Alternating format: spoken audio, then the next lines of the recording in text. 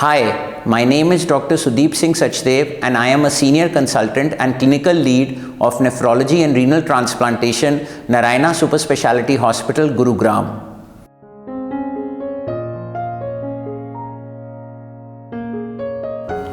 So now coming on to the clinical presentation in this disease.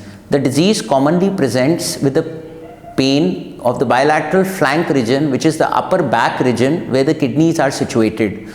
Now the cause of pain in this disease could be the presence of stones in the cyst or bleeding in the cyst or presence of a urinary tract infection or cyst infection, or it could be plain or simple pain which is happening due to enlargement of the cyst and it is pressing on the renal capsule.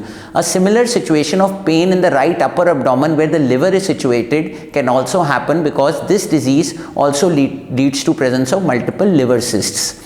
Other than this, the patient can present with swelling of the bilateral flanks, and the kidneys, as we classically call them, are easily bilateral even in the anterior part of the abdominal wall. Also, the patient might present with bleeding in the urine, which is in other terms also described as hematuria, which could be secondary to the cyst infection or the urinary tract infection or the stones which are there in the kidney. Another prominent sign is the presence of hypertension, which may be early and may be severe.